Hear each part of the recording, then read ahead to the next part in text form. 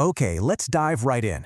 We're about to look at an ancient blueprint for the mind, one that might be hiding its most profound secrets in plain sight. And it all comes down to cracking the code of a single, crucial translation. We're talking about the Noble Eightfold Path. You've almost certainly heard of it, right? For 2,500 years, it's been seen as this clear, step-by-step guide to a wiser, better way of living. Seems pretty straightforward on the surface. Well, maybe not wrong exactly, but what if we've been kind of reading it with one eye closed? What if a simple translation, one that's been passed down for centuries, has been accidentally masking a much more dynamic, a much more powerful meaning that's just been waiting in the original language? To really see what might be hidden, we first have to look at what's right in front of us. This is the path as we usually know it, laid out in this ancient Pali text called the Mahācattārīsakasutta, which translates to the Great 40.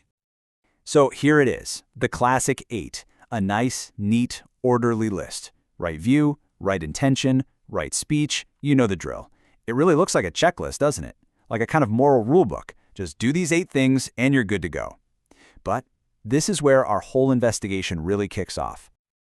You see, the big risk with any translation is that you can lose the original spirit of the words.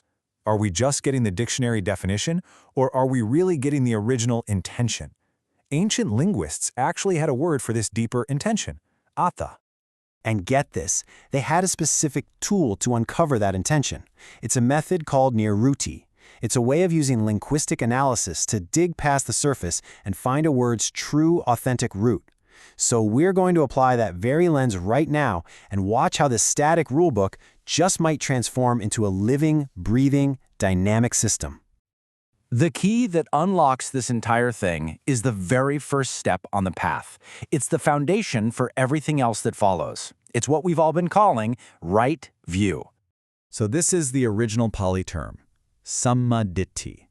It looks pretty simple, but inside this single word is the entire shift in perspective that we are talking about.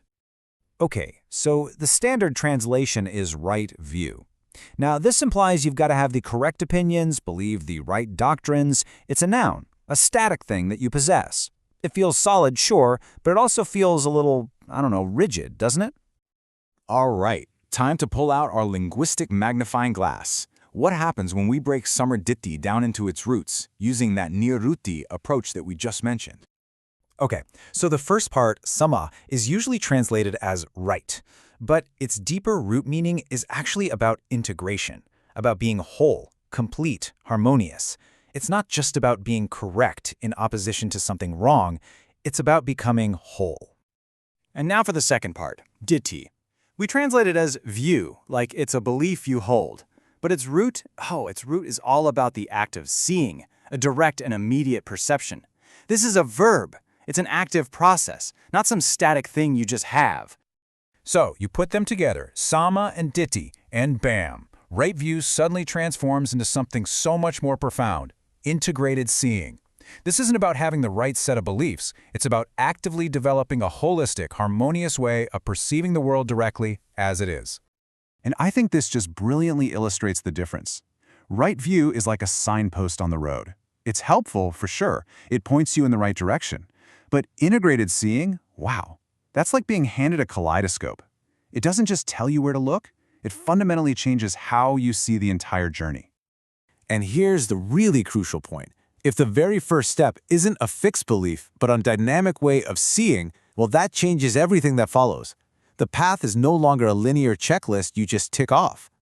And get this, the original sutta actually says this explicitly. It describes how integrated seeing, right effort, and right mindfulness all run together, kind of circling around and supporting one another. It's a feedback loop. Your way of seeing informs your actions, and both are constantly being refined by your awareness. It's alive. Now, the sutta adds another really fascinating layer here. This whole dynamic system, it isn't a one-size-fits-all kind of tool.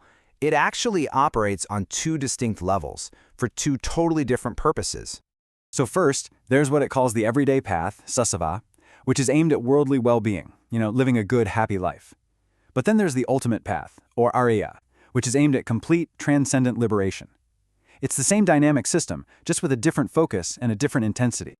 The sutta gives these really clear examples of what this everyday integrated seeing looks like. It's about recognizing that, hey, actions have consequences. understanding that generosity leads to good things, that your parents matter, that there's this world and maybe the next. It's a really practical, ethical framework for just living a good life in the world.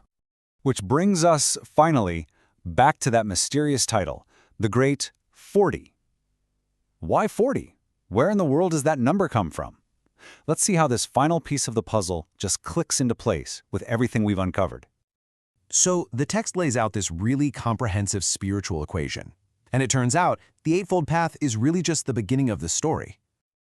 Okay, here's how the math works. The sutta first expands the path from 8 to 10 factors, adding in right knowledge and right liberation. Then, for each of these 10 right factors, it defines a wrong factor, its direct opposite. So that gets us to 20.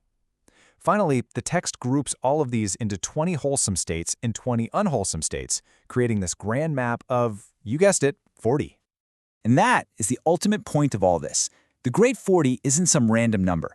It's a complete psychological blueprint. It's a map for understanding your own mind, giving you a crystal clear way to see what's helpful and grow it, and to see what's harmful and let it go. It really makes you wonder, doesn't it? By looking closer at just a couple of ancient words, a static checklist transformed into this dynamic, living system. It really begs the question, what other profound wisdom in texts all around the world is just waiting for us to look past the surface and truly, truly see what's there?